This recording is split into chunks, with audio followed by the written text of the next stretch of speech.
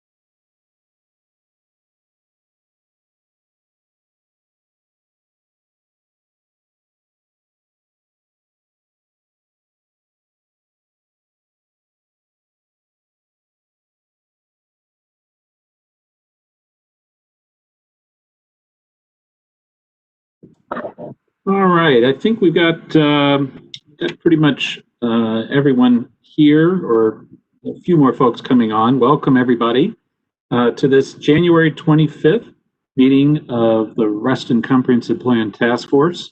I want to welcome back all task force members and thank everybody who's working on this task force for all their participation and help. I know there's been a lot of discussion going on outside of these formal meetings, and I very much appreciate that. Also, want to thank everybody. We've had a number of folks that have regularly watched this and occasionally popped up their hand and asked questions as we go ahead. So thank you to everybody who's been participating electronically that way as well.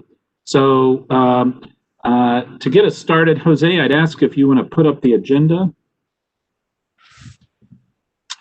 And as he's doing that, I'll just go over this very quickly and then see if anybody has any additional, there we go, additional items they want to talk about tonight.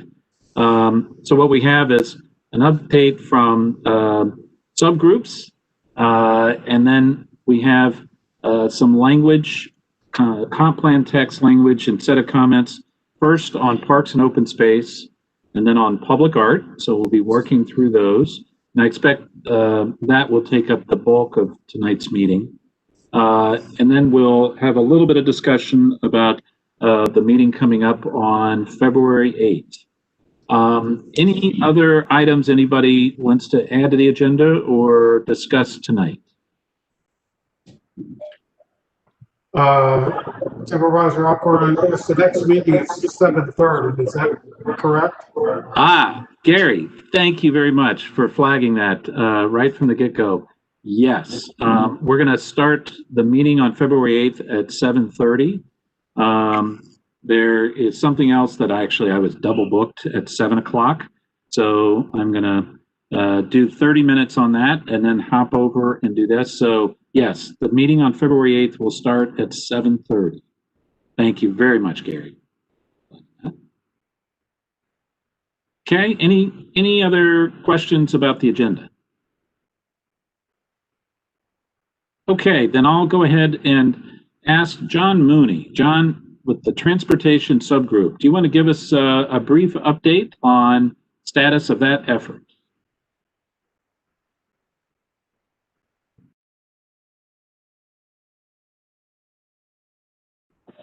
John, are you there? I'm sorry, I thought I was on mute. Okay. There you go. All right. Walter. I'll be very brief. I sent you just moments before this meeting began a wonderful piece of work that was accomplished over the weekend, actually for a long time, but it finished today by John Carter and Jennifer Juszczyk. I had to correct myself because I started the memo and was interrupted for an hour. That's very dangerous for an older guy. So the two documents are, first of all, and the second document is the most important. It contains what we propose to be the final version of the transportation connectivity principles. So those are the principles that we discussed at the last task force meeting. At the next working group meeting, we discussed the comments from task force members and our own, and we came up with a final draft. So at least it is a virtual final draft.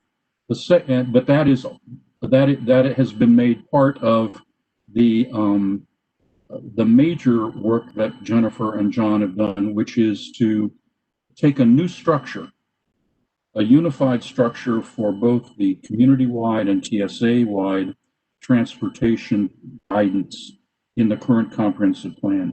We put it in one section, divided under four major topics: facilities, transit, transportation management, and placemaking. And what they have done is taking all of the text from the 2013 and 14 plan, whether from the community-wide or TSA areas, and put them in this single document under those four headings. That will then become our working text, our working document for the next working group meeting, when we will try to work toward a final draft of the comprehensive plan to submit to for the task force's examination. All right, John, thank you very much. Anyone have any questions or comments for John? Just go ahead and unmute yourself if you do.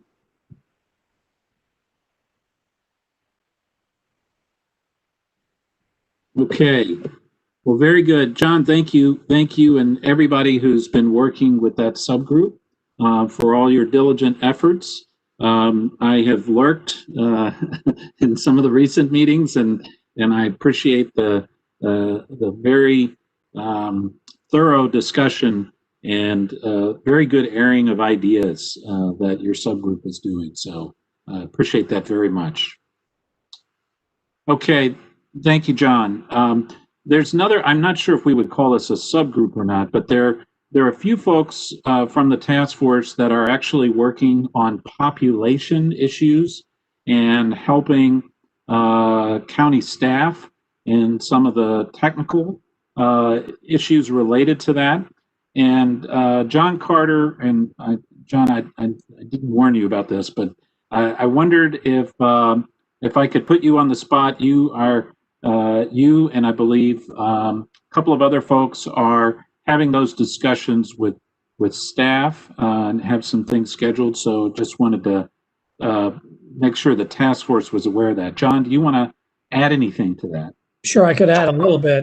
The numbers are hard to identify. So we worked with John Mooney and myself and Larry Butler particularly. Because RA has the best set of numbers since they tax everybody in the PRC. So they know how many units are there. So we've put that all together. And I think Larry is finalizing that now. We have not met with staff yet, but we would be able to do that shortly. So we have all the numbers pretty much together as best we can do. So you should be getting it soon. Okay, fantastic. John, thank you. Thank you so much. And I'll just remind everybody to put this in context. One of the reasons that John and that group and staff are going through this exercise is so that we can all know what the planned population targets are under the current comprehensive plan. Basically, what is the current plan population number? And also looking at employment numbers as well. And I think it's John Mooney has called it daytime population and, I don't know, John, do we say nighttime population? I guess we could say that. Of Reston. So that process is going forward. That should help provide a very helpful metric as for the rest of this task force as we look at other issues like bringing back and looking at the village center densities and some of the other issues that come up. Did anyone have any questions or want to add anything more to this topic? Walter, this is Larry. If I could just add one thing. Please, Larry. To jump on what John Carter said, what we're doing, we're looking at the units. I mean, obviously we know how many units are in RA. It's not the entire PRC because Reston Town Center is the PRC, but we have ground truth, all of the approvals, as well as what's in the ground at Reston Town Center as well. And so what we're really looking at is how many units could be built with the current comprehensive plan, how many units are actually in the ground or approved, okay? And what's the delta between the current comp plan and what's already been approved and put in the ground?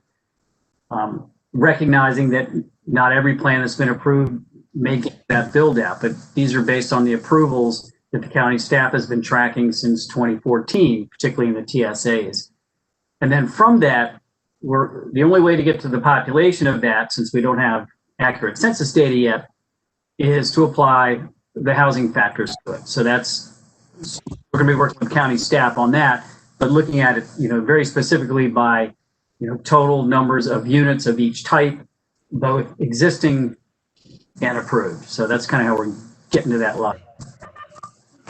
Thank you, Larry. That's very helpful. I know some of us nerdier types are waiting with bated breath for the new census data. I'm just curious how many college students are going to show up in our census data this year that we have in the previous year.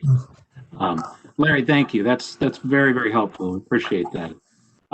Any questions or comments on any of those efforts?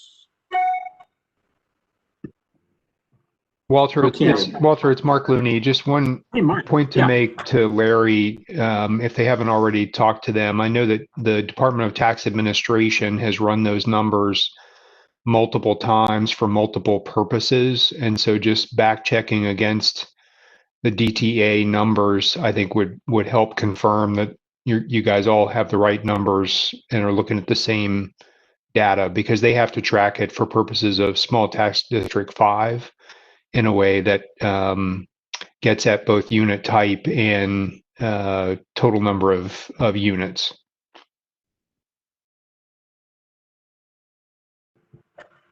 All right. Thank you very much, Mark. Appreciate that.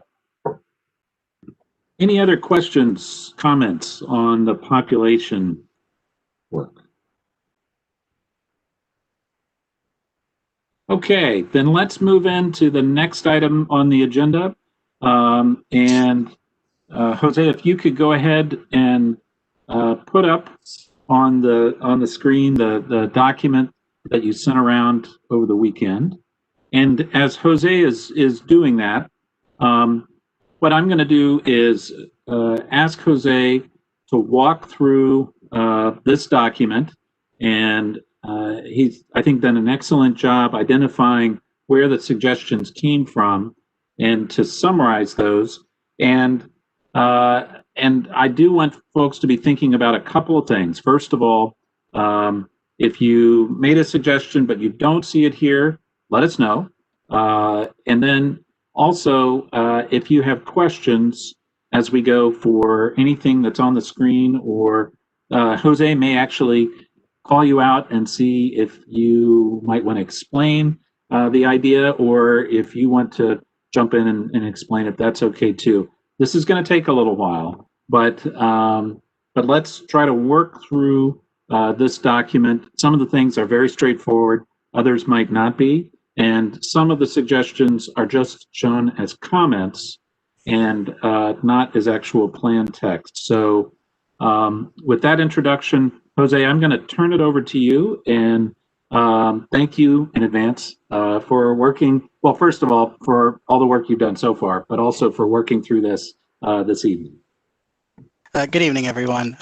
Yeah, so I think the method to this was to try to incorporate all the comments and suggested edits in one document. So I worked with Commissioner Carter early on. So I'll work line by line and go from there. So early discussions with Commissioner Carter was and also mentioned at the meeting was to add a health and wellness in the comp plan, just as with COVID and all that. So we try to capture that in the first sentence, and then during the task force discussion last month, as far as providers, there was an omission of Reston Town Center Association.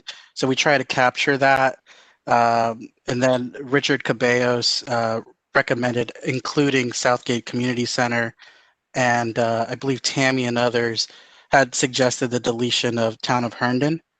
So that was more or less the first two sentences, and then I guess we can stop here. But the other comment, general comment, was that Reston Association is a primary provider of parks and open space in Reston. So having a call out to them would be kind of helpful. So the second paragraph actually calls out that there are three primary providers. So this sentence kind of builds up on, in a first take, it could be changed or this is not at all final, acknowledging, RA, RCC, and Fairfax County Park Authority. So I can stop there, Supervisor Alcorn, and get some general sense from some of the task force members. Okay, that'd be great. Does anyone have any comments or questions on any of that? I do. Yes, go right ahead, Jan. Thank you so much. So I noticed that these include the County Park Authority, Reston Association, Reston Community, but I noticed that you have crossed off Southgate Community Center and the Reston Teen Center, and those are vital. Those are should be right up with the Reston Community Center and what we offer and programs that we have for kids. We provide just as much as some of the other centers and the programming that we offer. And I think I'm imploring you to leave that in rather than removing it. Hi, Jan. Yeah, it just because it's in red doesn't mean that it's a deletion. It was actually an inclusion of Southgate Community Center and Reston Teen Center. So that was based on the feedback that we got from Richard Caballos leading up to the meeting. So it doesn't mean that it's going to go away. This actually means that we're actually adding it. If there's like a strike through, kind of like over here where Town of Herndon is, that means a suggested deletion. So no, in essence, we're actually adding Southgate and Reston Teen Center. Thank you so much. I appreciate it. And the community center, the Southgate Community Center. Thank you, Jan. Thank you.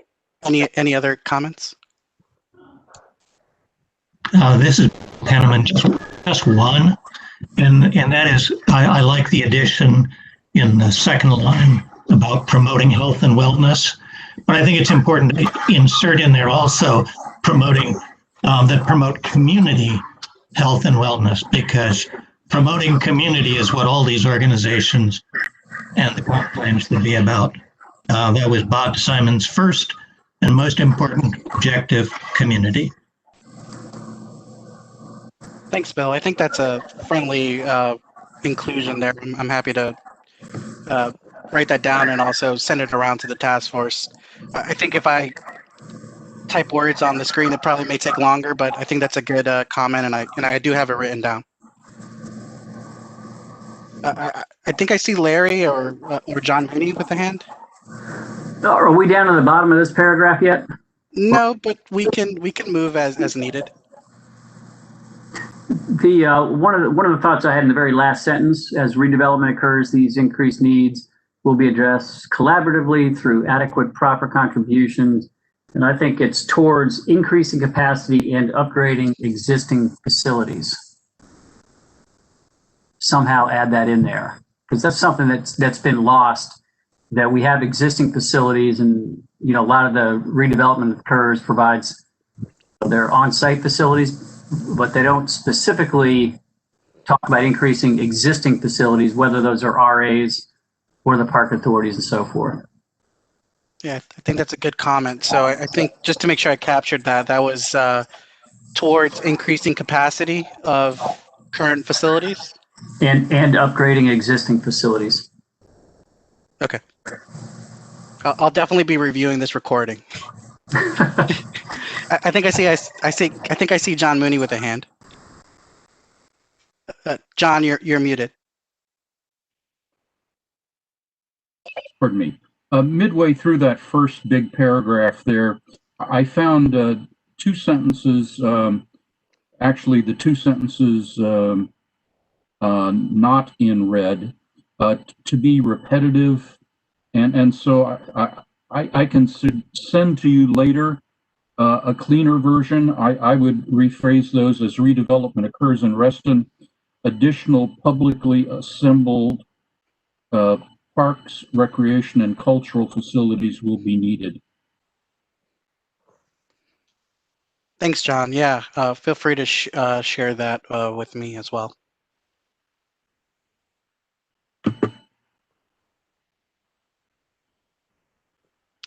Were there any other comments? Jose, I see Mark, Malcolm, and Tammy Petrine have their hands up. Mark, do you want to go, and then Tammy? Yeah, very simply, throughout the comprehensive plan, we use adjective words like adequate in the last sentence. That's in the eye of the beholder. Wherever we can, we need to eliminate those kinds of words so that they're very straightforward and easier to read. It really does present problems later on. It's a suggestion. Thank you. Thanks, Mark. And I think Tammy was next. Tammy, you're muted. Sorry.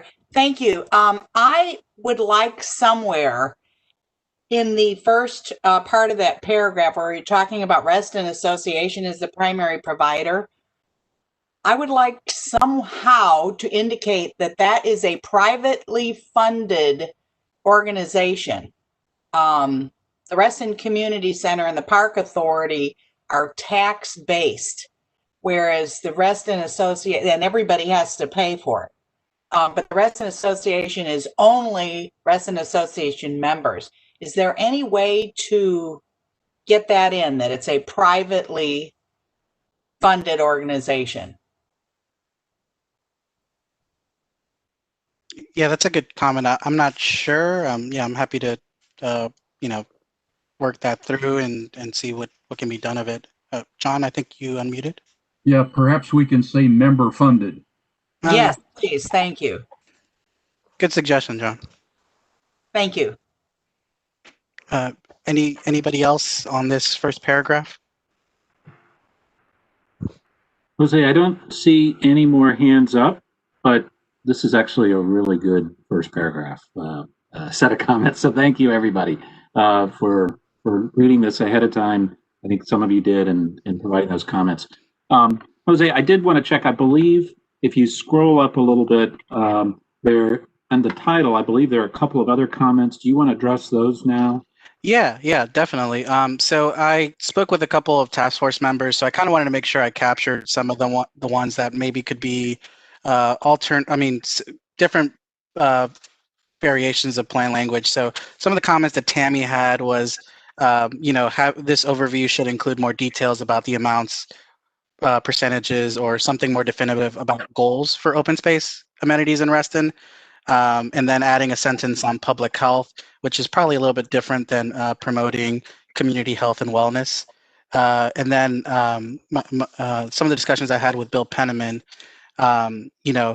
Reston should add a cultural amenity in the form of one of more campuses for a nonprofit university or college. And maybe that fits somewhere in the cultural facilities part or the like. So those are some of those general comments that we can also explore. Okay, great. Thank you, Jose. Does anybody have any additional thoughts or comments on those two comments by Tammy and Bill? I have a question.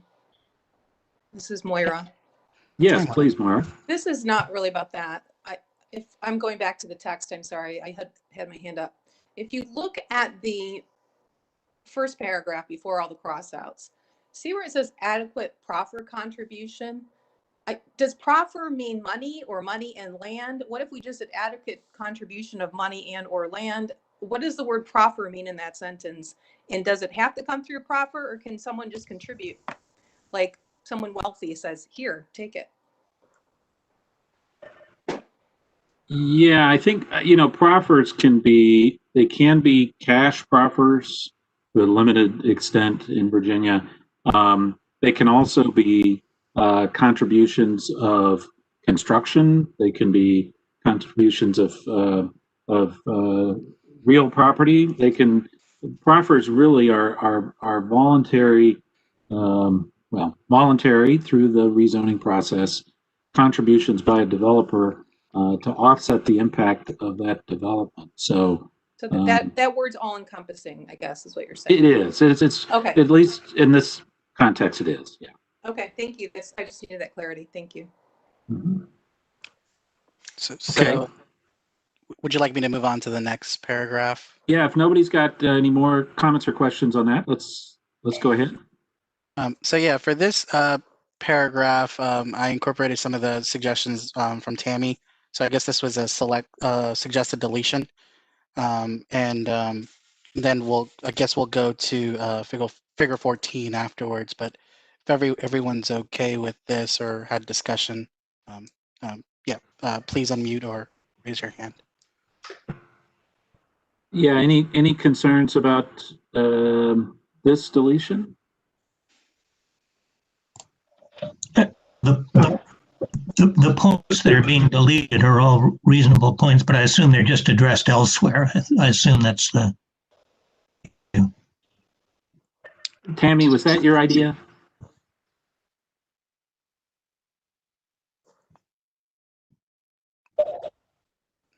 Tammy, Yes, you're muted. I believe so. Can you hear me now?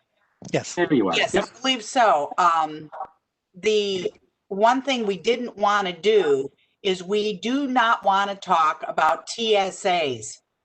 This is one Reston plan. So we keep emphasizing the TSAs, and that has to go away. This was focused on the TSAs and not on the whole Reston as a whole. So that's part of it. Okay, in that case, if I could just respond, I think it is important to emphasize the TSAs. That's the only area being developed. It's the only area where we're going to be getting proffers to make those contributions. And the whole idea of placemaking is integral to that area. And to pretend it's not there or somehow disregard it seems to me not a very sensible way to design a comp plan. Well, it's not saying it's not there, Bill. It's just not putting it as the end all be all. We have other outside of TSA areas that are coming in. You sit on the planning and zoning committee with me, and you know what I'm talking about. So the last thing was the place across from Plaza America. That's not, in the TSA per se. So that was my thing, is I don't want to just limit it to the TSAs, I guess. I'm not trying to eliminate it. And I take your point. And I will say it's important that we look at this as all Reston. We are distinguishing between, PRC and TSAs. It's just this goes a little overboard to Tammy's point. And if I could, I hate to interject, I got past one thing that I'm not looking at this whole section of the comprehensive plan. Jose, back at the title, weren't we going to add open space? Yes. So I was actually gonna. There's actually another. Hopefully, I'm not muted, but there's another section in the comp plan that talks about open space that I'll be getting to shortly. It's on page 131. Sorry about that. No, no worries. Yeah. No, thank you, Gary. Yeah, you're keeping me on my A game. All right. Great. Any other comments, suggestions? Just one quick one. This is Larry here. The last sentence in that strikeout, I mean, I understand why Tammy's recommending striking that out, but I think the last struck sentence there, locally serving facilities, I think that's important. That's just me. I don't know how others feel about that. Okay. Yeah. Thank you, Larry. Thank you. This is Yeah, Tammy. I would agree with that. Okay. All right, Tammy. And Tammy, would you also agree that I guess maybe some summary of what Bill was saying earlier about most of the development being in the TSAs? Should we have a sentence in there somewhere that acknowledges that, or no? Tammy, you're muted. You're muted.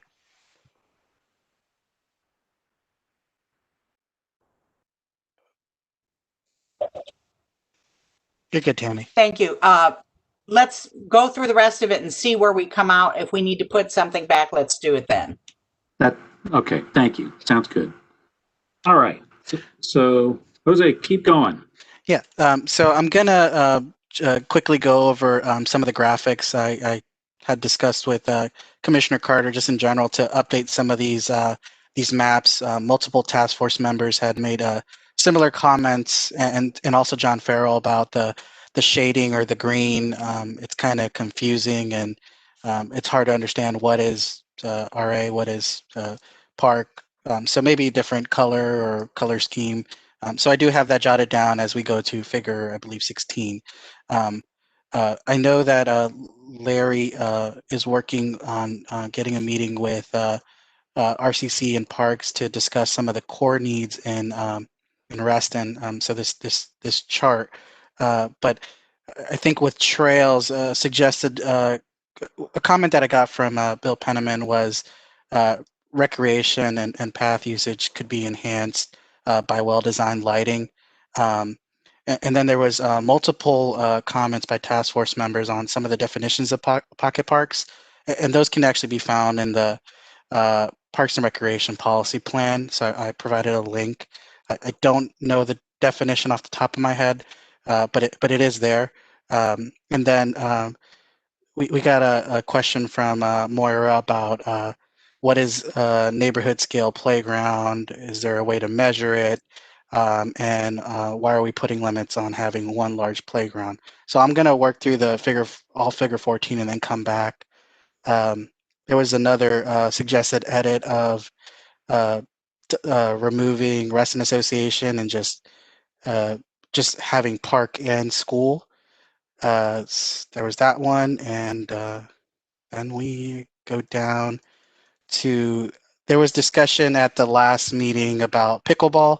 So I thought a suggested tweak would be having an indoor multi-sport facility that could allow for programming like, or sports like tennis, pickleball, futsal, volleyball, and badminton. And then Commissioner Carter suggested during the last meeting, it's not just a look at what is existing, but what else is needed, or what should we be looking at? And some of those examples were the Civic Green at Reston Town Center North, and the linear park along the Sunrise Valley corridor, and along the Washington and OD Regional Park. So I'll stop there, and we can open it up to task force comments. All right, Jose, thank you. I see Burton has his hand up. Burton, go ahead. Yeah, hi, Walter. Hi, everybody. For trails, I think it's important to add a mention that we should have trails connecting to surrounding communities also.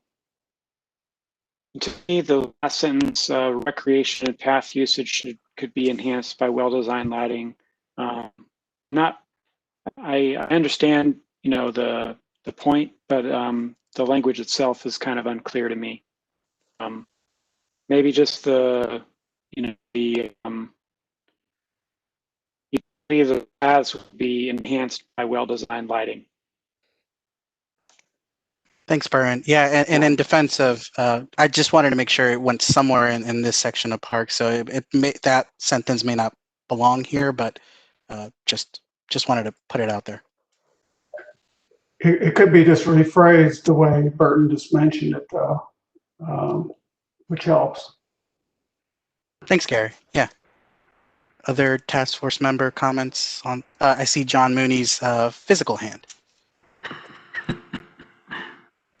A couple of points on pages 36, 37, and 38, figures 11, 12, and 13. I guess my question is, do we need to verify the continued accuracy of these maps? And if we do need to verify it, which I would like to see, who will do the verifying? So we don't have to talk about it. I just want to note that. On the figure 14, a couple of points. In the section on trails, I think it should have a reference to figures 11, 12, and 13. Secondly, at the bottom of athletic fields, the section on athletic fields,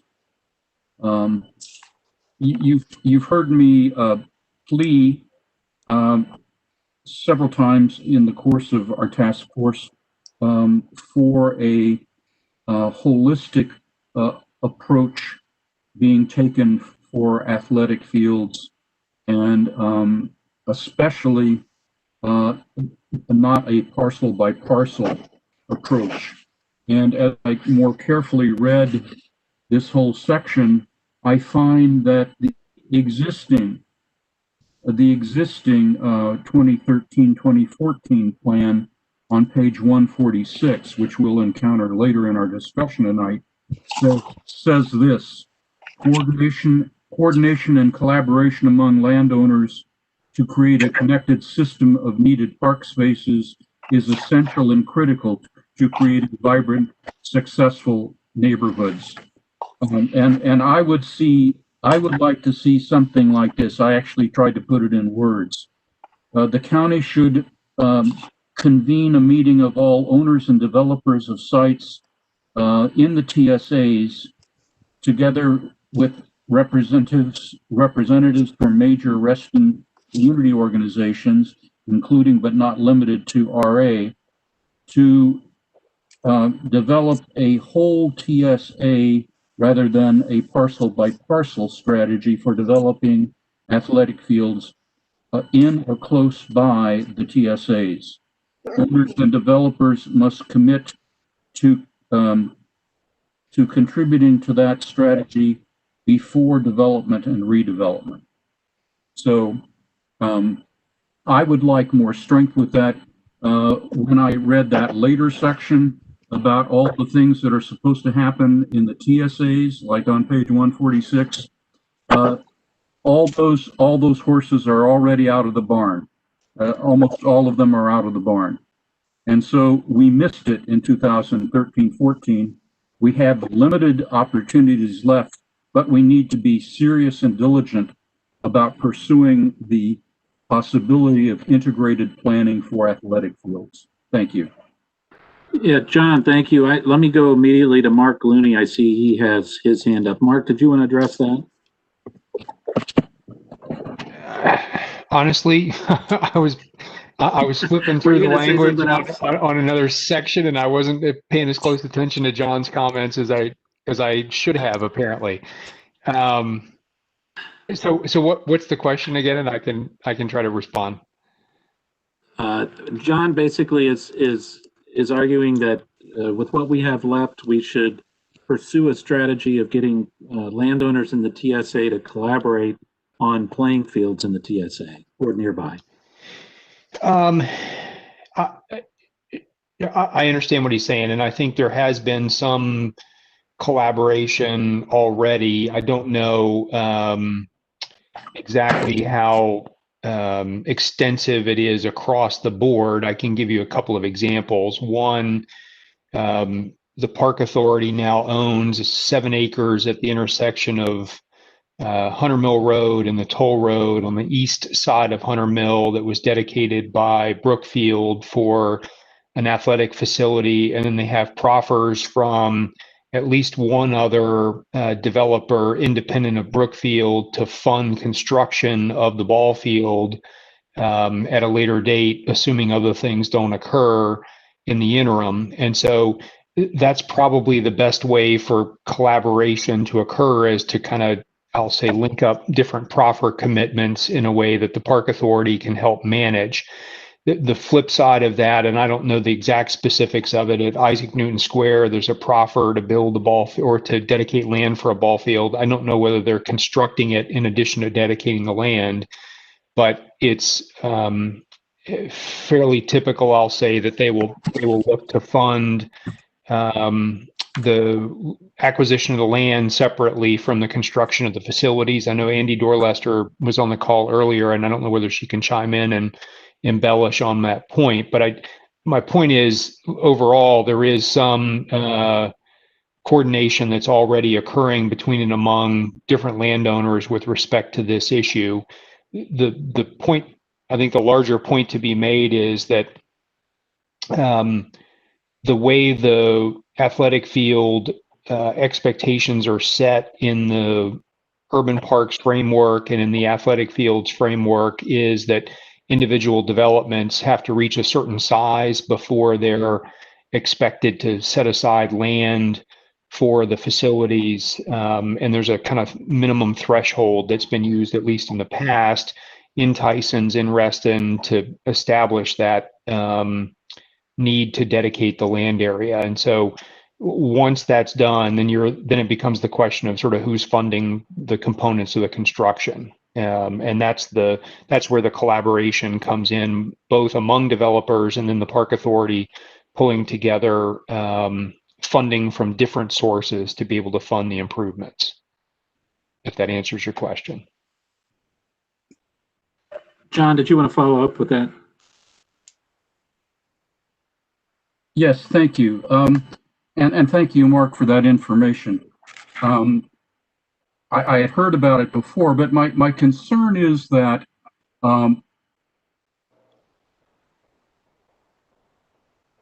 understandings worked out simply between developers without the guidance of the county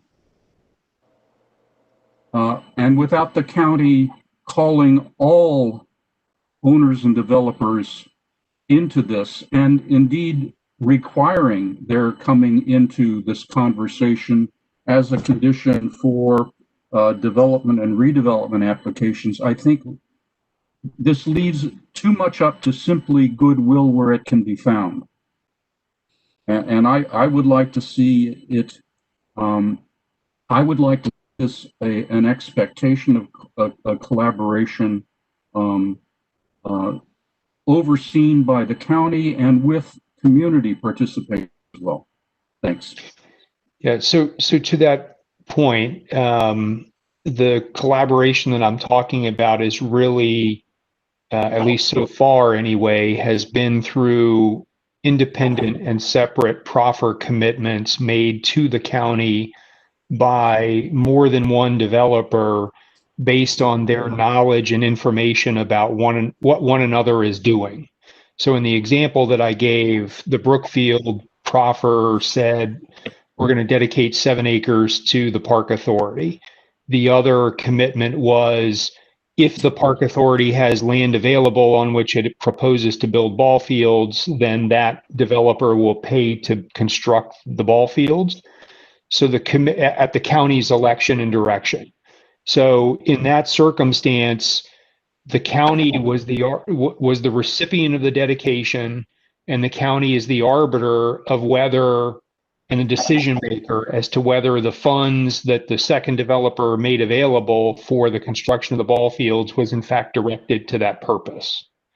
And to the extent that the county elected not to take that facility, or somebody else built it, or the county improved it on its own, then the second developer was obligated to fund and construct a ball field on a piece of property that that developer owned. And so my point is the operation of how you implement that is going to change based on the facts and circumstances at the time. But in all of those situations, the county was the one who made the decision on whether to accept the proffer, and the county was in charge as to whether whether and how the proffer got fulfilled based on the commitment. So this was not a situation where developer A and developer B conspired to come together and figure out a way to work on this. In fact, I'm not even certain they ever discussed it between and among themselves. It was really the county saying, we have this land on the left and we have a developer on the right who has an obligation to fund. Can we put these two things together? And the county was the one who was in the middle and leading those conversations. Yeah, Mark, this is Rich Vernick from Brookfield. I was just going to reiterate the statement you just said. And John, when we worked with the Parks Authority, we were given, we worked together to identify a location, and our piece of the puzzle was to acquire a piece of property that met the Park Authority's needs. We were not part of a conversation with Isaac Newton Square to work together that we would buy and they would build it. That coordination was done by the county. We really had no conversations with that developer, and we were just, again, we worked coordinated well with the county, identified a piece, acquired the piece to satisfy our proffer in a location that works for the county. But I agree with Mark. I think the coordination, John, I agree with you. That coordination should happen at the county level. Again, developers often have mixed priorities. I think it just works better if the county is coordinating those efforts. Thank you, Rich. Appreciate that, John. Thank you for bringing that up. And I believe, John, you got your language suggestion out there, right? Right. I'll send it in. Okay. And now, as a thank you to Mark Looney for taking the curveball that I threw at him, Mark, do you have another point you want to make? Please do.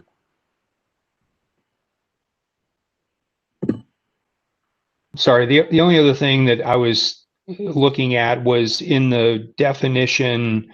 I think it's maybe a page or two down from what Jose has up on. It describes the linear parks, and it describes the Sunrise Valley Park and the WNOD Trail Park. And I was toggling back and forth. There's a definition later in the plan about those two areas and whether that definition ought to be updated or modified to reflect some of the things that have occurred.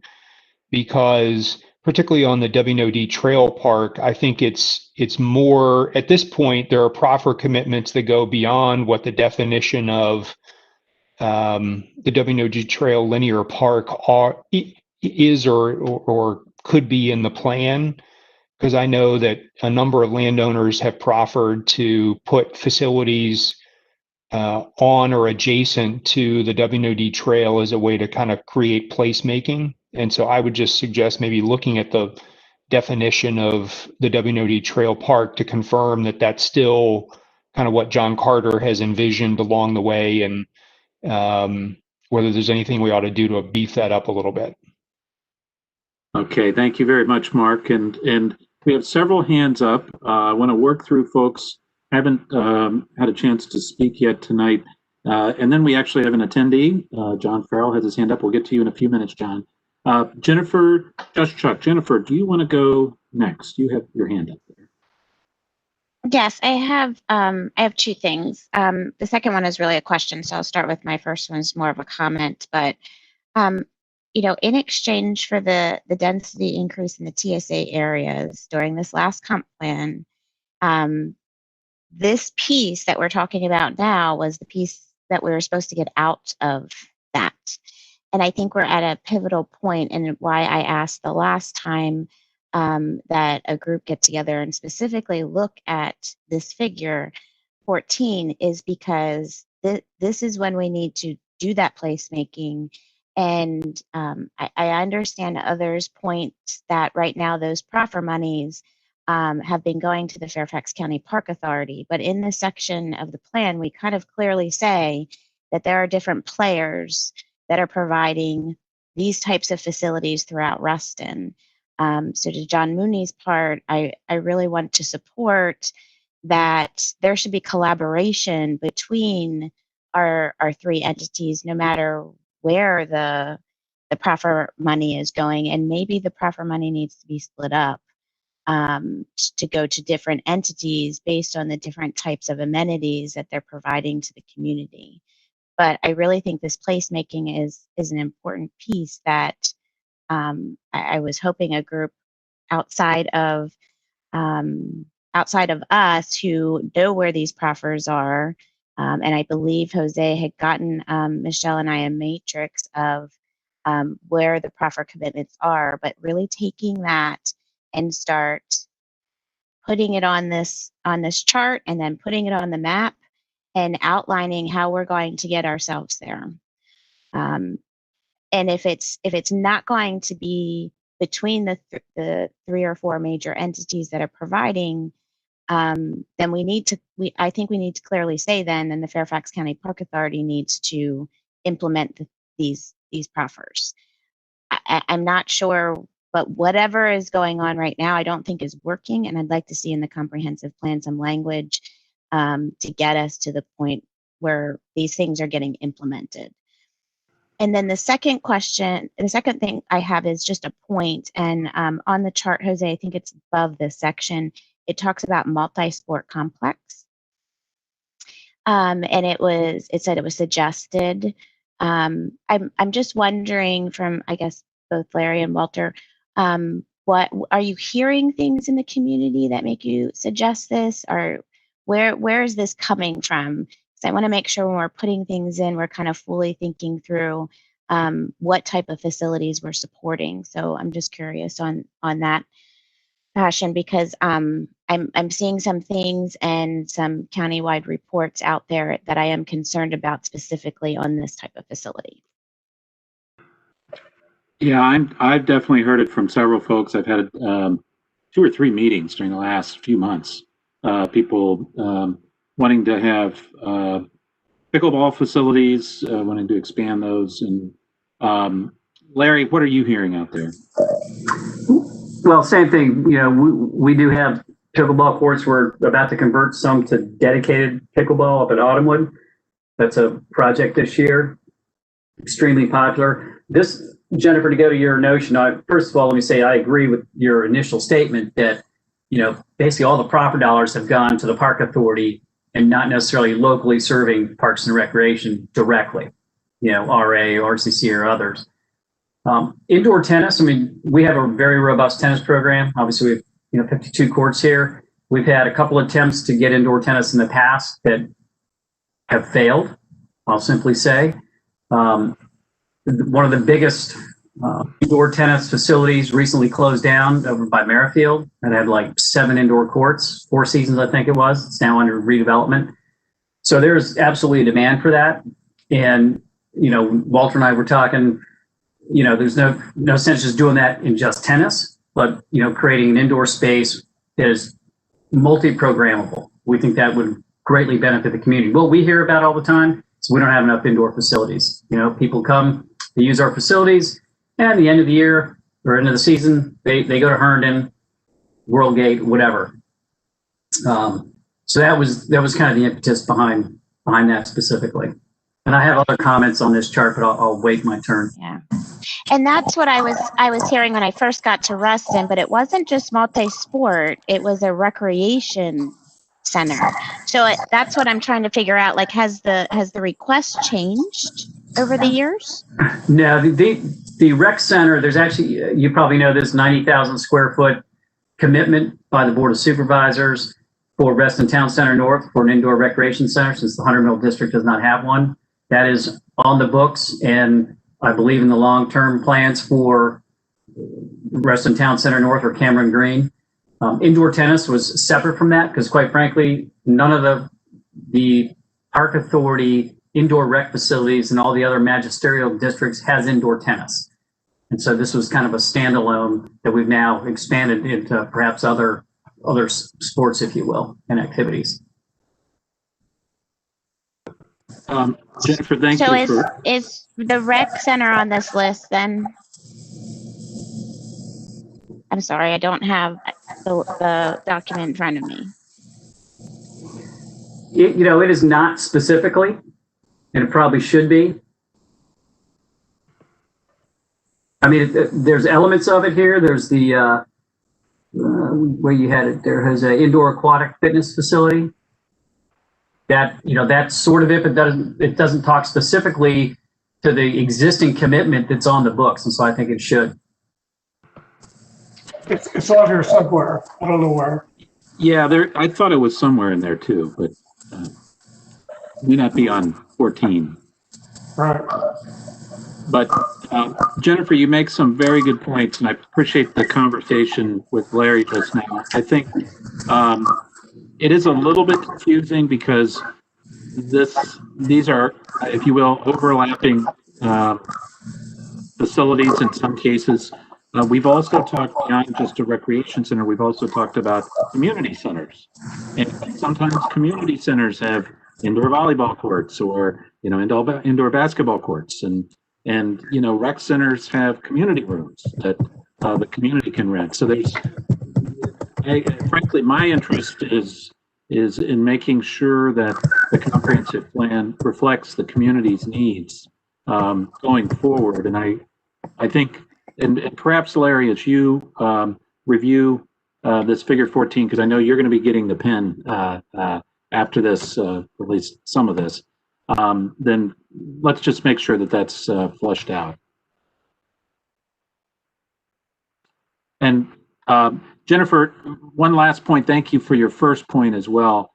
In the matrix that you got from Jose, I believe that does not include in there. Does it include the status of the proffer in terms of whether or not it's been executed? I don't believe it did it? No, I don't remember. I think it does include I believe the proffer language, which it should have the trigger. So a lot of these are probably based on residential use permits or non-RUPs. So I think there is I guess the way that I can imagine is I think there's a bucket, but I think it really just, it's kind of like pouring maple syrup. I think it just, as the development occurs. So, I may be butchering the saying, but I think that's the way it kind of works. Thank you, Jose. And I believe, perhaps we could get sort of a report from the Park Authority summarizing the status of those proffers that have been executed or are being executed. But Jose makes a great point, not so much for this process, but for the rezoning review process. The details are very important. And as he noted, a lot of the proffers are written such that the contribution for parks is executed upon issuance of residential use permits. And a lot of times in a larger development, it's, at the, 250th residential use permit, out of 500 or 1,000 or, and those are the things that tend to be negotiated. But there is a lag time between those the construction of the property, usually depending upon how the proffer is written, between the construction of the property and the actual construction of any park improvements. So Jennifer, thank you very much. And let's see if we can try to get some more information for you as well. Okay, let's go. I see Gary Maupin. Gary, I don't believe you've spoken much tonight, but let's go to you. Go ahead and unmute. I was just going to go back to John Mooney's point, and I know he's going to write something up on that, but I think that's important to get that in there, with the context that Mark Looney has talked about. And also, when I put my hand up, it was for John Mooney's point, but Jennifer's first point in going through all that is important to consider as well. Great, thank you, Gary. Let's go to John Mooney. I believe, John, your hand is up, and I'm seeing you next, and then we'll go to Larry Butler next. John, did you want to say something else? Apologies, I did not take my hand down. All right, good. Larry, I believe, did have something else he wanted to do. That's correct. Jose, could you go to the top of this list, please? I wanted to speak real quickly to the trails and, Bert's comment and others. We had a pedestrian lighting working group, and we came up with a set of guidelines, and we actually have a zone map for Reston. And we're trying to get the DRB to actually adopt that as sort of guidance for them. But it actually covers more areas than just the RA covered piece of Reston. A lot of thought went into it, working with the Dark Sky Society and where it's appropriate. So I think we need to add some language, and I'm not going to try to make it up right now, but there are certain areas of our pathway system, for instance, down in the nature center, that anybody on this call would be possibly crucified for recommending lighting down there. So there are appropriate places, and so I just want to make a note here to Jose that we'll work on some language here to acknowledge that there are areas that absolutely could use lighting, particularly those areas that will be used as access to the TSAs and so forth, but not all of the system. All right, thank you, Larry. Appreciate all your help with this. Let's go to Charles Colby and then Tammy.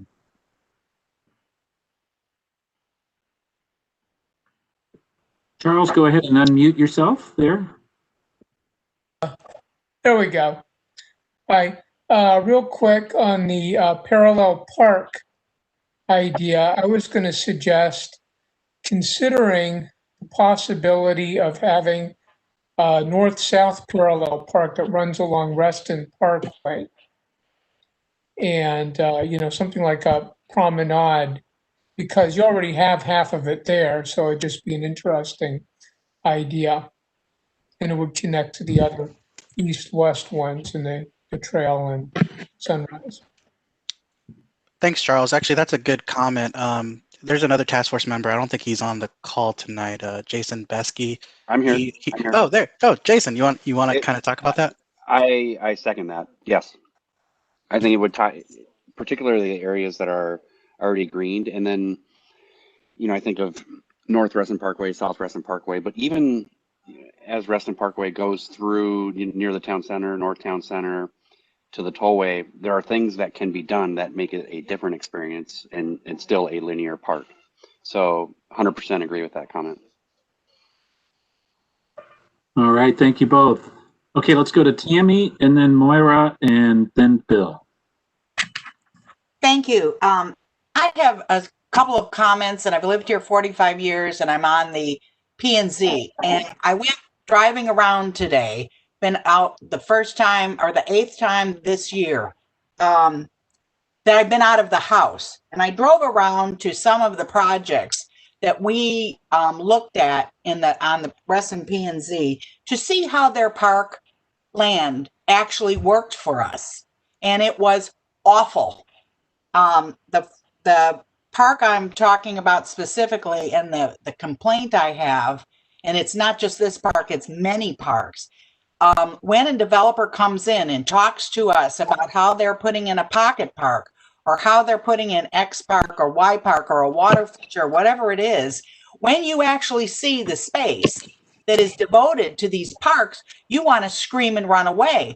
These developers are putting in hundreds of dwelling units, and the amount of park amenities that they're leaving on their land is minuscule. And this has to stop. The staff is just letting every square foot be monetized, and we're being left with, in the TSEs in particular, with almost no open space for all of these hundreds of people that are coming in as residents. So the area that is just north of the API or Secas, the API Center off of Sunrise Valley in Secas, that building is horrendous. There's supposed to be a bocce court adjacent to an existing apartment or office building. That second building will someday be raised and another behemoth will be put there. And I looked at that area for the bocce course and just burst out laughing. It is just ridiculously small. I talked to one of the chiefs in the park authority about pocket parks and how crazy this lingo is that gives legitimacy to nothing usable. And that just absolutely has to stop. The other thing, Larry covered the lighting on the paths.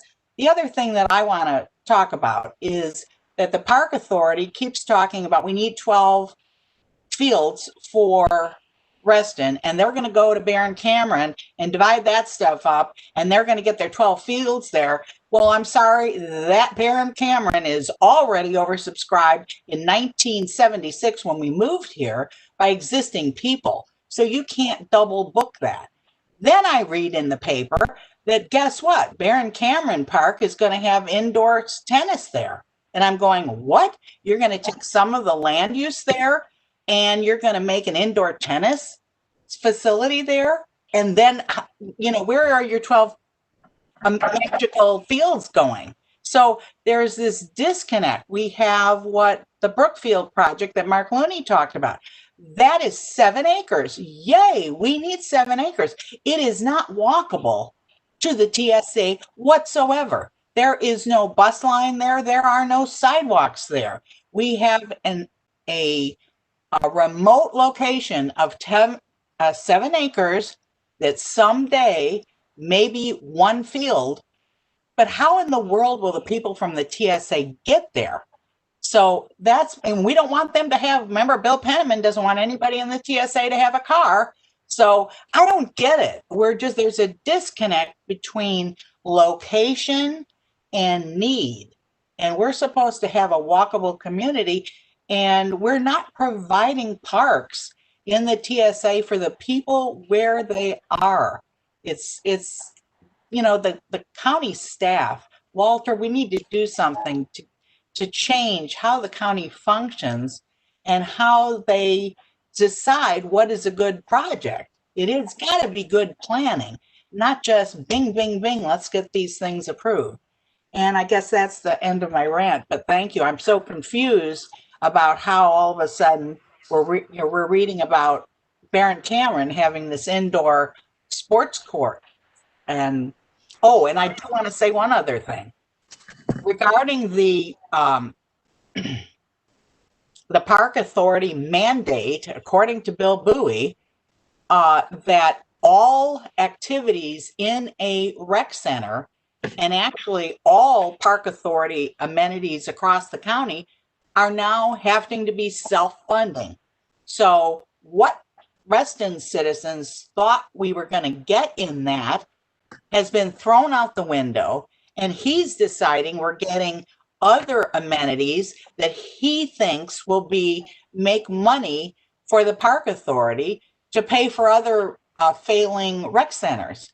And we're getting more meeting rooms. We're getting 2 pools, not 1. We thought we were getting an Olympic pool. No, we're getting a fun pool there, a couple miles from the Lake Fairfax giant water mine and adjacent to all of the RA parks that have, you know, pools. So this is just all screwed up. Who is making the decisions on our recreation? We need to be paying attention, and citizens and plans like this have to set out exactly who decides what, because we're really getting shafted here. Thank you. All right, thank you, Tammy. Let's go to Moira and then Bill. Okay, I wanted John Mooney, if you're right there, if you turn to the plan on page 152, I had made comments about the comments about how the Tyson's plan is stronger than the Reston plan. So if you look at my comments there, I did point out that in the Reston plan, the language is fairly weak with regard to development. It says that land will be provided with development, whereby in the Tyson's plan it says public facilities will need to be operational in time to meet the demand generated by new development. So I recommend that we take the language from Tyson's and make this Reston comprehensive plan stronger, because it's not very clear in the Reston plan. So I think that page 152 is where I would recommend that we look at the language there. Number I have three things. My second thing I wanted to say is I do want to agree with Tammy that pocket parks, I did look up the definition. It's less than an acre, but it can be as small as 1/10 of an acre. And I'd like to share with you that I took my family over to Michael Faraday to look at the development there because I work over there. And I was telling my son that that was a pocket park, and he just could not believe it. He said, he said, a pocket park. He said, that park. He said, what do you mean, like a pocket where you put your quarter in the tiny pocket of your pants? And then tonight at dinner, he was telling my other son, he said, you wouldn't believe this pocket park is the size of our kitchen table. So that's a child's viewpoint of what a pocket park is. He's 13. And the last thing I want to mention is I was really surprised. Last week I got an email from my neighbor and I was going to share with the group, but she apparently sits on a sports tourism task force that's going to be putting a building or recommending a building, a sports recreational facility in Barron Cameron Park. And I had heard nothing about it. And I was quite irritated because we just sat and listened to the park authority give us a whole presentation. And I don't remember that coming up ever. So I don't know how she got on the sports tourism task force. And apparently they just made their final recommendations. I don't know, Walter, if you've seen that report, but I think it should be shared with the group because I never heard of it before. And I'm a little irritated that we don't know about it. Yeah, I actually have not seen that recommendation from the task force, the sports tourism task force. You're the supervisor. Well, here's the thing. They're working on a number of things. This is also the group that's trying to create an indoor snow skiing facility in Lorton. So, just FYI. Yeah, well, my husband wants a velodrome, so if you could look into that, that'd be great. Thank you. Okay, thank you, Maura. Walter, this is Tammy, and I want to jump in here. In 2019, I think, Bob and I sat through the 5-hour CIP program for the Planning Commission. We were the only, well, we're not normal. We were the only civilians in that auditorium. And I was shocked that the park authority guy gets up and he starts talking about indoor tennis in Reston. And I'm going, when we weren't speaking to the dais, but I'm telling my husband, where in the world in Reston is there going to be indoor tennis? RA isn't doing that. Bingo. Lake Fairfax Park, I think, is what they were talking about. So my irritation is huge, as is probably everybody else's, that there are the behind the scenes plans. And he didn't say maybe Reston was getting indoor tennis. He said Reston was getting indoor tennis. So these secret plans that either the staff, I don't know who in the world is making this stuff up, this has to stop. Well, Tammy, there is a whole nother process called the Park Authority Master Plan process that is undertaken by the Park Authority. And that's typically where that level of detail, and at some point, we might want to get somebody from the Park Authority to brief us on that, so we can know where those are and what's in them. So thank you, Tammy. Myra, do you have anything else? Thank you. Oh, I don't know if I put my hand down. Thanks, sorry. Oh, no problem. Thank you. Okay, let's go to Bill, and then I'm going to see if there are any new hands up. Okay, I want to quickly agree with some of my predecessors. John Mooney's comment about collaboration, in effect being strong-armed, if not fully agreeable among the landowners, to get them to collaborate. The problem of pocket parks is real, but if people can collaborate, then 2 small parks can become a decent-sized park within a development, but they have to think about it and plan it out and perhaps be encouraged strongly by the staff. So collaboration extend beyond playing fields to all the network of parks and pathways. Just one comment on a Sunrise Valley Linear Park. Back in the last task force, John Carter came up with the vision of a grand green boulevard. And I don't know that that needs to be captured in the plan, but I think it's a good concept for us to be working with. And that's all I'm going to toss in. But Tammy, I do let people have a car. in TSAs. But just one car, right, Bill? Just Well, one. not necessarily. No. I didn't say only one. I did any event. Thank you. Right. Thank you, Bill. John, John Mooney there, did you want to say? Thank you. I want to follow up very briefly on something that Tammy mentioned, and that is the real nearby accessibility of parks to those who are anticipated to use them.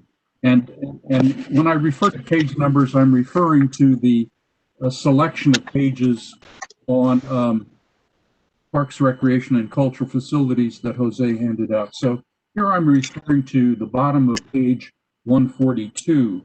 And under the section of Urban Park Service Level Standards and Topology, it says this. So first of all, it says in urban areas, parkside is typically less than 5 acres and often under 1 acre. And this is the pertinent place. Service area is generally within a 5 to 10 minute walking distance for those who are using it. And in an urban area, you don't want to have to get into a car and drive away. The standard is it should be within a 5 to 10 minute walk. And that's the concern that feeds my concern about this collaboration on TSA area park construction.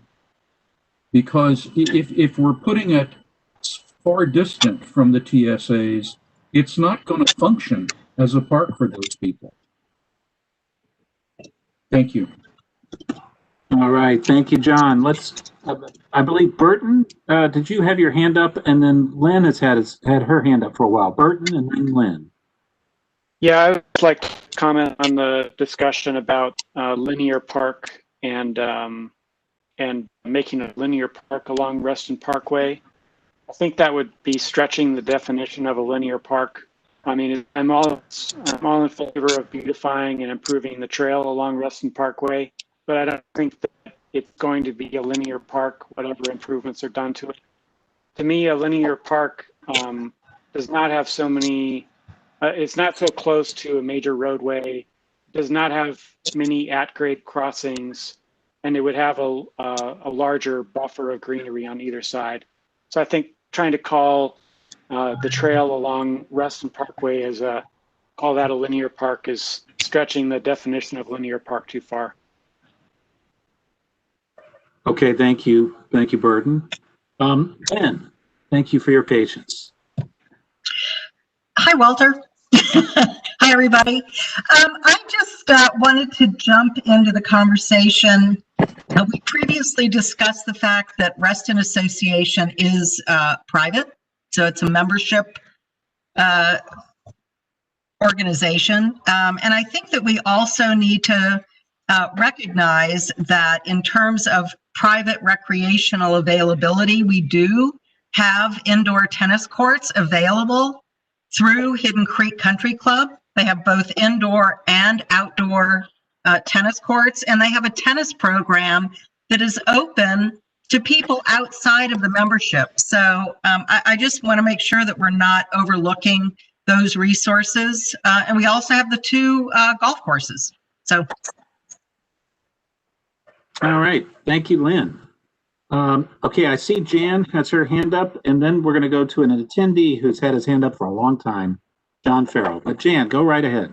Okay, thank you very much. When John was talking about urban parks and walkability, there are the suburban parks, the village centers, and it would be good if you had a park for each village center. That way, that would be walkability and they would have a park. I know for a fact that we are developing, we meaning Hunters Woods Association, Condominium Association. But we are developing the ball field in back of Breton Court as a park. We're turning it into something quite beautiful.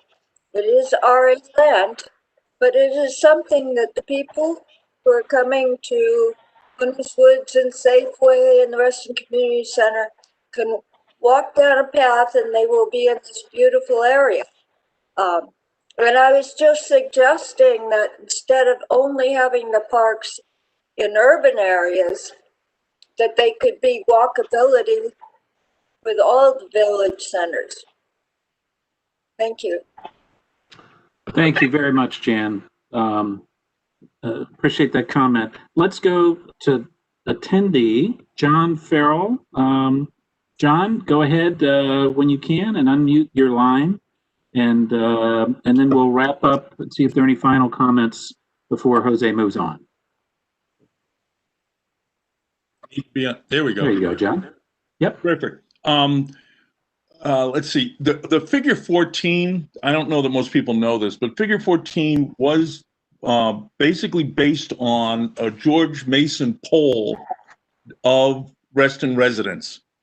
And when they asked Reston residents, when the poll was done not that many years ago, what facilities did they want, this is existing Reston residents, that weren't already there?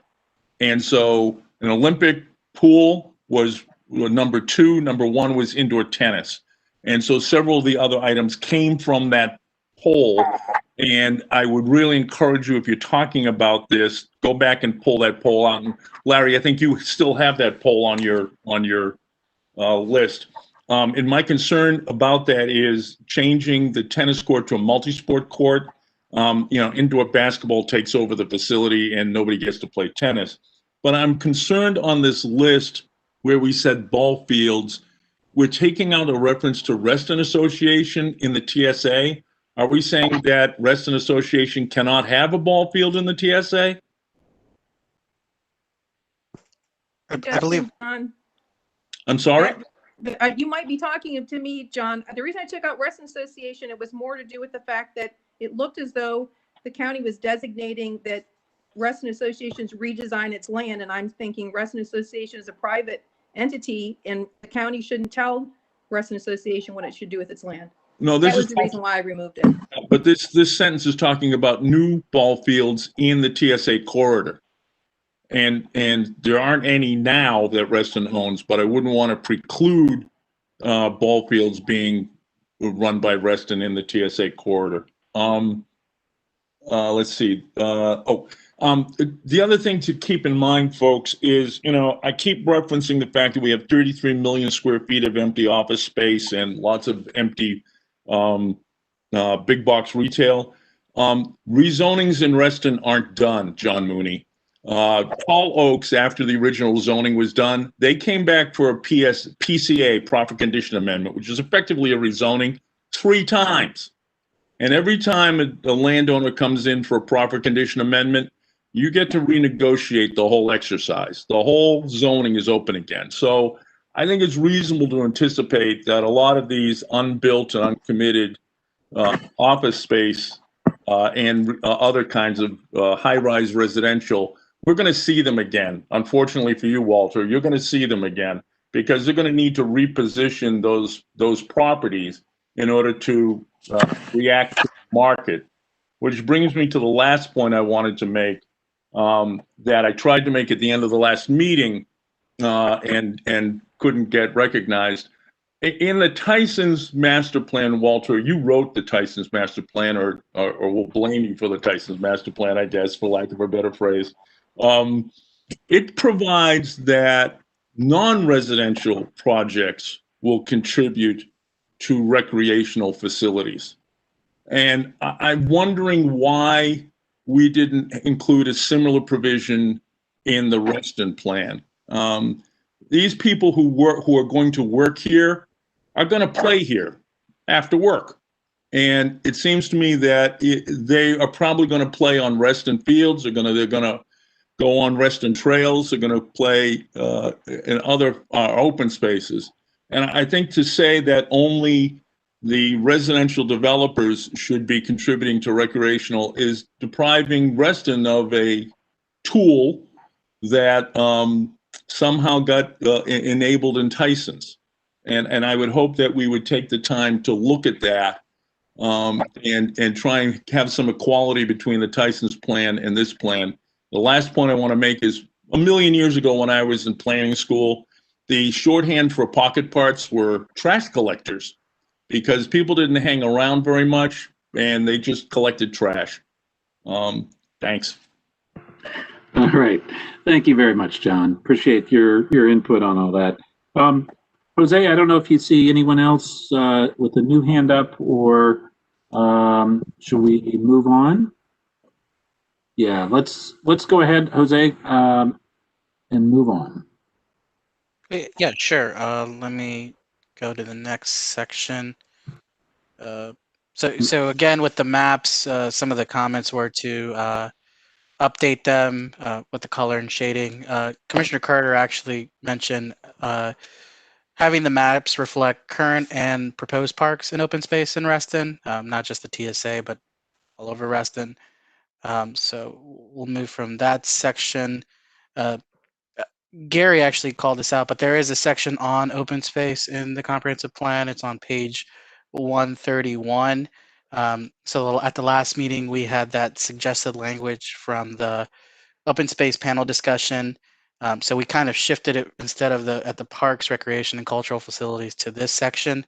I believe I try to include some of the other questions that Maura had. I think she wanted to request during the meeting more information. But just to go over some of the edits, Tammy, with that original sentence, wanted to strike out such as event-based programming. And then there is a definition of publicly accessible open space. And based on some discussions with Bill Penniman, there was making sure that open space is open to the public. So I thought a suggestion of striking out for and enjoyment there would be helpful. And then, yeah, so we can stop I can't there. hear. Is there people on? Hello? Gary, did you have a comment?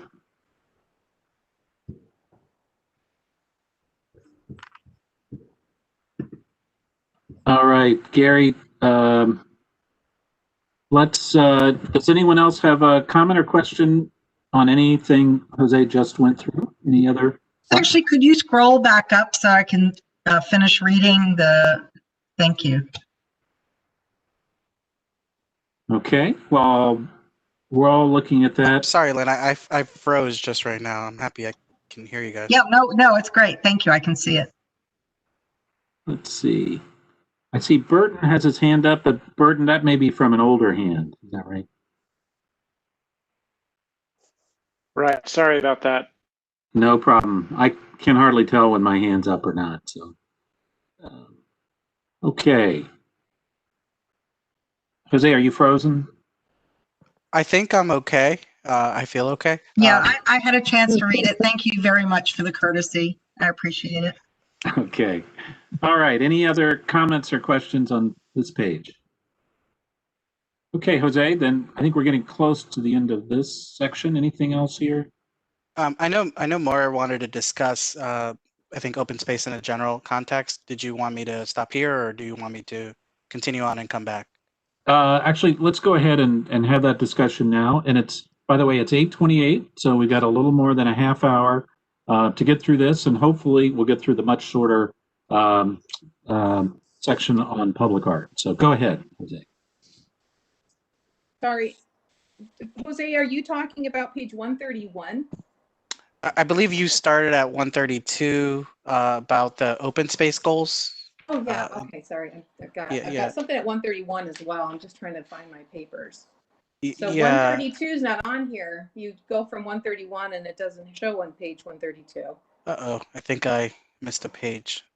Sorry about that. Let me pull it up real quick on the real comprehensive plan. I know you have your... and Jose, as you're doing that, Myra, do you want to go ahead and explain your thoughts on that? Yeah, it said there, initially it said the open space provided should be 20% of the, I think it used to say net lot area. And I had said that the minimum should be 20%. not the goal, right? The goal should be more. In addition, I believe that it should say gross area, not net. Is that right? Mm-mm. Or is net correct? When I looked at the language in elsewhere, it looked like it was gross. Okay, here we go. Jose, do you want to like that? Because the zoning ordinance said gross, that's why. Should it not align with that? So on the left, it shows the existing text, and I think the red is the suggested edits that Maura had. Yeah, that's right. It's a good question, and I think your changes are definitely worth considering. So, does anyone have comments on that? Walter, this is Mark. Yes, please. I was hoping you could chime in. Yeah, so the zoning ordinance for open space requirements differ by zoning classification. So in the PRC district, if memory serves me correctly, it's 15% of the entire PRC district is required to be open space. Other zoning districts have a different calculation of minimum amount of open space within area zone. So PDC doesn't, if memory serves me correctly, doesn't have a minimum. PRM doesn't have a minimum. Instead, it points to kind of other comparable districts in order to get there. And so I think what the reason why it was set up was the 20% of net lot area was reflective of the fact that there might be other things that would go into those areas that might not count as open space, parking, separated parking structures, other sorts of things. And so the intent was not to line up with the zoning ordinance because the zoning ordinance is different by district. And so this was focused on kind of I'll call it the equivalent of what might result when you lined up the zoning ordinance with the comprehensive plan. That makes sense. Okay, thanks, Mark. John Carter, this is where this came from, the net. Can you hear me? Yeah, John, please. The net, there is no requirement for open space except for what Mark was saying in the PRC. It's amazing there is no requirement, but this was an attempt to get at that. And the word net is so that you would exclude things like roads and the adjacent sidewalk and things like that, which would be included in the gross lot, where the net would be what's left over after you take things like roads and sidewalks out. So that's why the net is and that this is also an attempt to get at the pocket park notion, is that the net would be larger than the gross. All right, with that clarification, Myra, you might want net instead of gross, but I don't know. What are your thoughts? Myra? Let's see. She must be muted. She's unmuted, I think, now. Oh, sorry. Yes, that's helpful. I just always feel that the goal should be more than the minimum. Right. And so, that's yeah. Okay. So it doesn't make too much difference because the staff takes out the streets from parkland automatically, but will it be 20% when they do that? It's a small difference, I guess, is what I'm saying. But net would be better. Okay, that's helpful. Thank you, John. Thank you, Mara. Mara, is there anything else you wanted to flag for this? I had some questions. I don't want to take all your time. I probably should have zoning 101. I did have a question. I said, under what circumstances are monetary contributions accepted in lieu of land, and how is this determined and regulated? Yeah, the short answer is they're different. There are different parts of the comprehensive plan that regulate different situations. So, for example, there's something called residential development criteria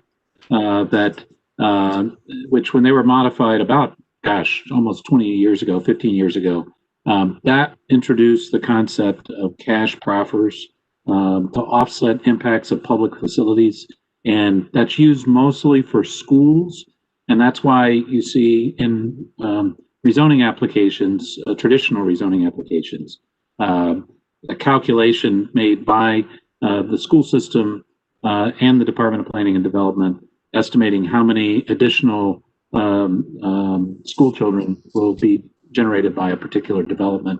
And then there's a formula that's applied against to offset, at least financially, the impact of those new students on the schools. So there's also there's similar cash proffer arrangements with parks, and then I think that's it. I don't know if Chris or St. Clair can think of anything else right now, but I'm pretty sure that's where Mark negotiates them all the time.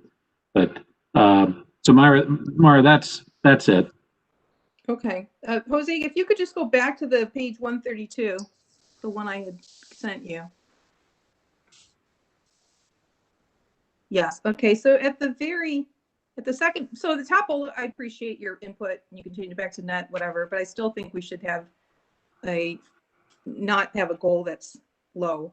The second thing is, shouldn't it say on-site? Because aren't we trying to seek that these open space is located on-site as much as possible? You have off-site there.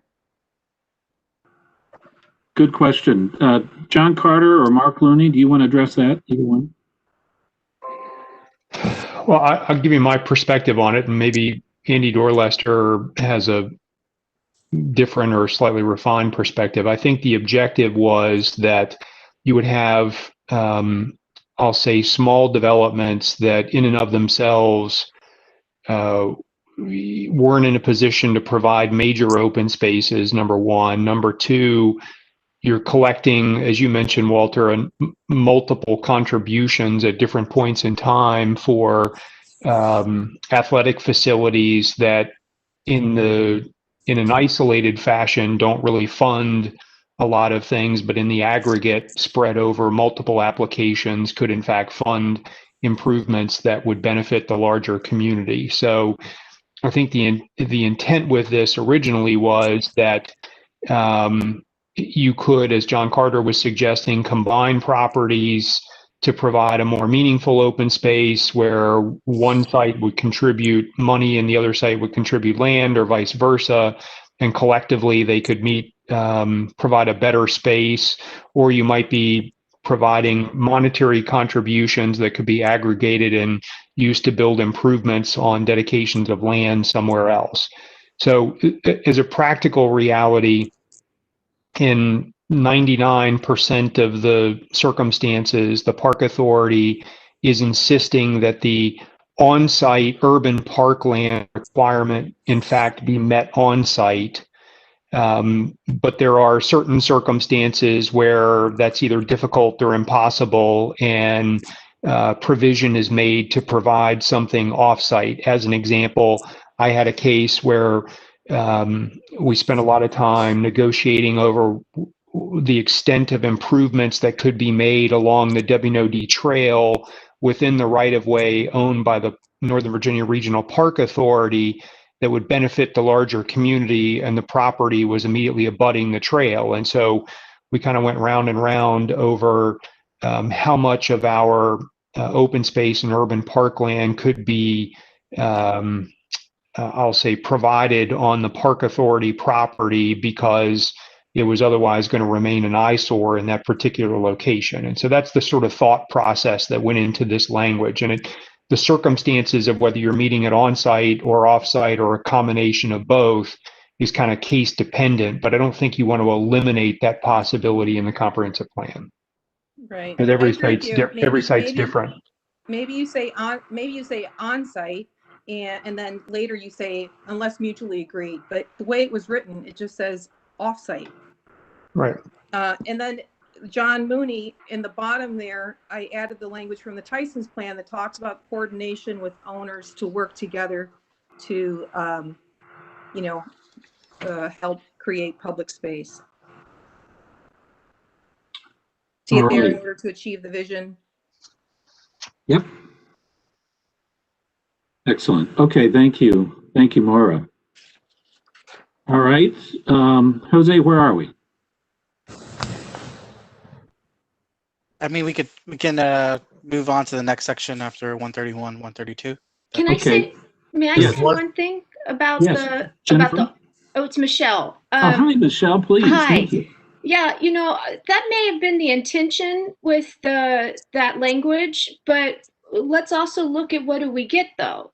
In the TSA, there's no parks. It's just a whole bunch of small pocket parks. So perhaps that was the intention at the time, but let's look and see what's actually played out, and then let's see if that language should really still stay in there, because from what I'm seeing, it doesn't look like it should. All right, thank you, Michelle. Okay, Jose, let's keep going. Okay, yeah. Mark, Malcolm, one last little thing on page 132. Oh, yes, please, Mark. With the first bullet, when you talk for what Mara spoke about, one of the things that needs clarification, streetscape the 12 feet may mean something to one party, one side of street versus both sides of street. It really does have a lack of clarity of what is meant when you add in sidewalk versus any kind of vegetation. Very sensitive to that kind of thing personally. The only other thing that comes again is the on-site, off-site is very critical. What John Mooney had brought forward much earlier, accessibility. The last point that was just made, though, is like when you look at park space within the TSA area, I agree with 2 of the 3 don't really have that land available. The third one, that weird one called Herndon, does have land that needs to be considered. And accessibility is still by bus. If you do proper planning across the entire one Reston, that makes those areas accessible for larger athletic fields. Just putting the points across. Thank you. All right, thank you, Mark. Any other final thoughts before we move on here? I do have a thought, Walter. Yeah, John. The plan, this section, and we should all thank Jose for putting this together. That this is not as simple, I think, as Jose is making it. It is difficult. And this is like the transportation section. The open space comes from different sections throughout the plan. There's some in the village centers, there's some in the TSAs, there's some in the community wide. Making it one chapter, I think, is very important. The second thing I want to say about this future collaboration, I would say as much as possible, we're here now. Let's do our collaboration now as part of the plan making and not put it off to future groups that may or may not have the same sensitivities that we have. The second thing I want to say is we're reaching the ability of words to explain an open space and recreation system. I think we've reached the limit there, and we need to work more on the graphics. And Jose, could you scroll up to some of the graphics? Just making my point. That's good enough. If you'll notice, the TSAs are not included. So there's there are some parks in the TSA areas now, and there's some future ones, the Isaac Newton Square Park, the Northtown Center, maybe the others. So there is a problem with the way that this was written. It was written for the TSA areas first, and then the rest of the Reston later, and it never went together. And so if you look at that figure 14, that was written for the TSA areas and not for the entire area of Reston. So we ought to fix that. And I would suggest in that, yes, I think you'll see most, if not all of those are in the TSA. I believe I actually wrote this, so I'll take all the criticism that you like to, but it doesn't include the areas outside the TSAs very, very well. I would suggest a third column that would say, who's going to do this? Who's responsible for these various things? Some of them are clear and some of them aren't clear, but I think, and I would suggest another map that would annotate where these things are to the extent that we know. I think that would help to make clarity. And then I would suggest photographs and some drawings of what it is that we're talking about in some of these facilities. Like if we don't like pocket parks, then let's not draw that one. Or if we like a pocket park, let's draw one that we like. Could you scroll down? There's the one park area for the town center. Or for the transit station areas. It's a very conceptual drawing, and I want to give everybody a nice laugh at this point. The problem there, that's the drawing. So that's the parks for the town center. We've probably moved along since then. That's the other point I want to make is that, it's been quite a while since the plan was written, and when it comes to parks, we can probably be a little more descriptive. The yellow, you can see that's the linear park along Sunrise Valley. I don't see the park. I see some green spots here and there along the WNOD trail. I think we could do a better job with more graphics. And I just think to design a park and open space is going to take more graphics. The words are going to only get us so far. Let me see if I have anything else.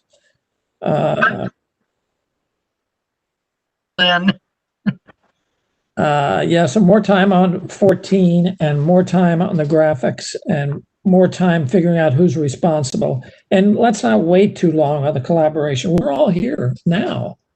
This would be a good time to do this. So anyway, that's some overall thoughts. But again, it's the graphics. This is way under graphicized, if that's the proper word. And I think in a park system particularly, you need more graphics to explain better what we're talking about. And let's argue it out on these 12 recreation fields. Let's locate them and find them now. Anyway, those are my overall comments. Thank you. All right. Thank you very much, John. Thank you. So, Jose, we're down to 13 minutes or so. See what you can do. Yeah, just unmuted. That was the first part. That's without, I think Commissioner Carter had a lot of similar points that I was going to talk about in this section. Maura had a couple other questions. Let me zoom in a little bit to show. She wanted to get a little bit more understanding of what this sentence meant. And so I'll just finish out this section and then we can come back to that question. The one suggestion for urban park implementation, that subheading was to strike out visit and put play instead. She says it was hallmark for Reston, live, work, play. So I think it's a friendly edit right there. And then we talked about the map. And then it looks like there is, like many have said, about the east-west and north-south connections. There's more information on the linear parks already existing in the plan. One suggested edit by Maura was to include gardens and shaded areas, protection from the sun, and stuff to look at aesthetically, which I think was a friendly amendment to that text. And then to close out this section was to strike out some part of this text that included, I guess, trying to define the area. And then I think there was a rewording this last sentence to say that integrating the TSAs will help achieve the goal of community integration instead of reintegration in a seamless and coordinated way that helps to offset impacts and meet the needs of the rear residents. So I know this section was some of her comments, and I'm happy to let her, maybe she had more insight in that section. Myra, do you want to talk to any of those? I was just, I don't know, are you on page 142, 143? I'm now on 149, but we can go all the way up to 142. No, that's okay. One of my suggestions was that the text should be clear that we are seeking a contribution. I mean, obviously of land, if we're absent of land, And I understand that the zoning regulations permit some sort of monetary contribution, but I don't think it should always be the goal of money only. And there was something in there whereby, don't know where the text is off the top, I can't find it, but it has to do with giving money to, it just said to a local park, and it should be very specific as to who you're donating money to. Either it's to the park authority or Reston Association. I don't know exactly where that is off the top. Got a lot of notes, but I don't think it can go to a local park. I think it has to be specific, doesn't it? No, it actually, well, it can be written to say really anything. It could say a local park. It could say park within 5-mile radius. I mean, I've seen it written all sorts of ways in proffers. So when we get money, proffers, and we give it to the park authority, is the park authority always putting that money back into Reston? At this point, my understanding is yes, but I haven't actually looked at the fund details to confirm that. Okay. That's one of the things I think we've requested, was a better understanding of exactly not just how much money is proffered, but exactly where it's going. And, you know, one thing that just off the top of my head, maybe for consideration is that, you know, it would be a facility that would be close by or in walking distance, you know, and so the money, if there's a way we can phrase it so that the money doesn't go, I don't know, somewhere else in Fairfax County. Yeah, and that's certainly in play. I was going to say, and proffers are often written that way, and hopefully always.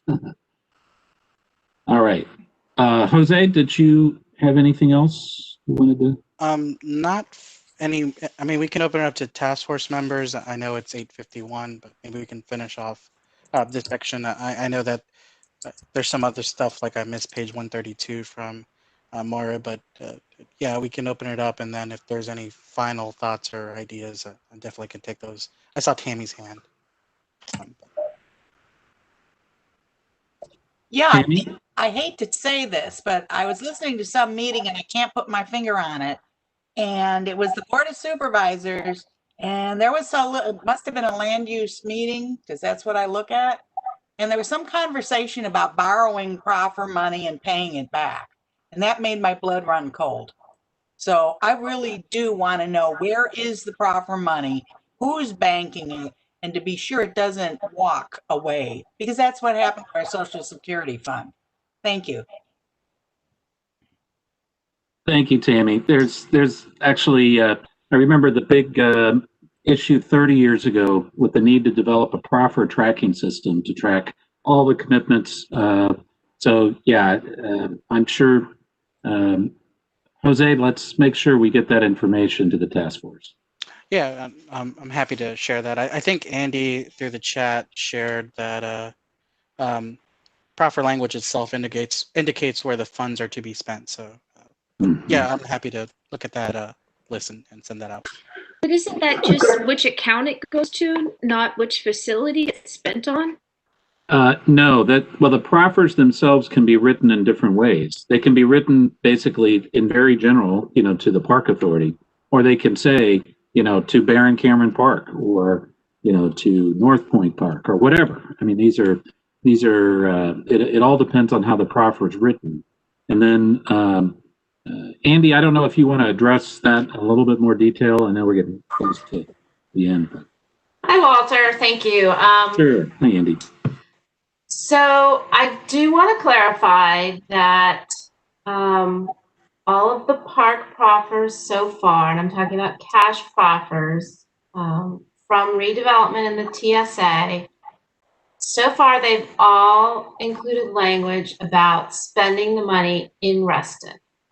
So it's not gonna, this money isn't gonna go build an athletic field down in Mount Vernon or out in Chantilly. It's all those proffers say to be spent on athletic field development in Reston.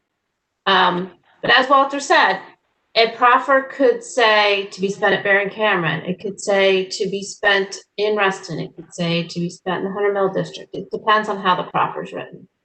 But so far, it's all being proffered to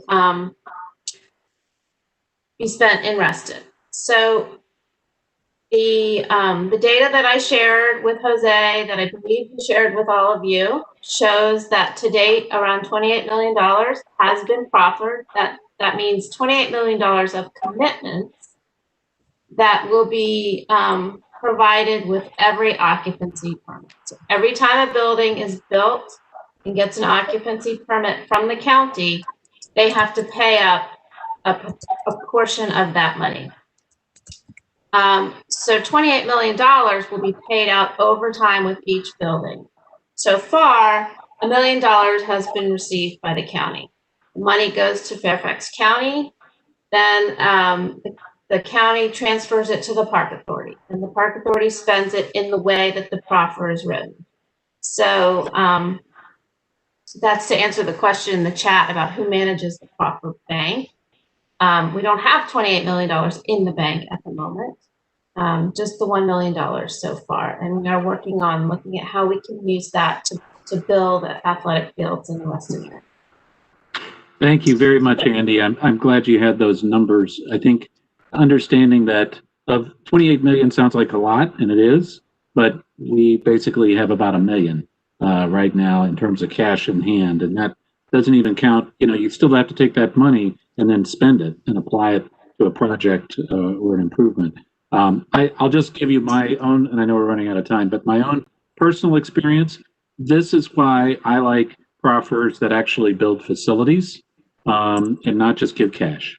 And I think we'll see that certainly with the Isaac Newton project. We know where we're actually going to get a playing field, and hopefully over time, out of this process, we'll have a better framework to start to see more community recreation facilities, other types of facilities built in the TSAs.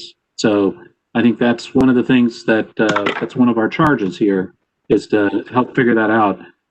Money's fine. I love land and I love buildings. You know, that's actually where you know you're going to get it. Anyway, so that's sort of just been my experience. We're running pretty late on time. It's Gary. Go ahead. I was going to make a comment when John Carter was talking, but I was thinking about our graphics and pictures and so forth. The picture's worth 1,000 words, not only for this section on open space, but for the entire comprehensive plan. I think the more graphics we can do, the more pictures and things John talked about, the better off we'll be. Fantastic. Thank you, Gary. Thank you very much. Okay. I have a really quick request, Walter. Yeah, please, go ahead. In the vision for Reston, and also strangely in the linear park section, it talks about membership in Reston Association and RTCA. And I was curious to know, can we be provided a list of the properties that are in there, and if they are part of RA or RTCA? I don't know if that's something we can know, but I also just wonder, is that something we're still doing? Are we still encouraging that? Are we not encouraging that? Does RA really want that? It's probably a good discussion for another time, but I'm curious to know if that's still ongoing, or what RA's position is on that, what RTCA's position is on that, and what the developer's position is on that. I didn't understand that. I think you're muted, Supervisor. Oh, thank you. Sorry. Yeah, real quick, Larry, I don't know if you're still on, but do you have that resource? I don't know if I've ever seen a map like that. It's a short list of those that have joined RA. And that isn't without asking virtually every development that has come through since 2015. It was not enforced at all by the prior supervisor.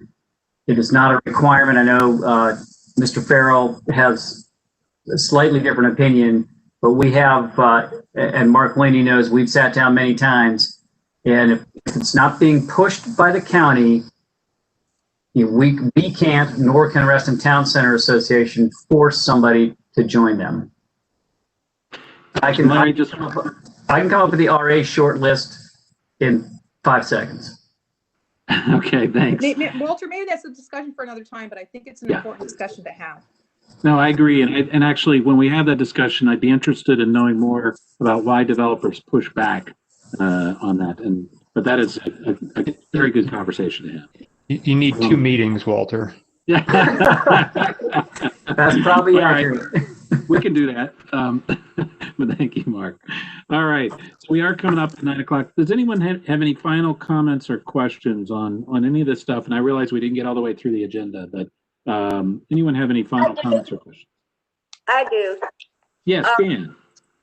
I just want to plug Performing Arts Center. I know we have getting a lot of rec centers built and that sort of thing, but we have no place that fits the Reston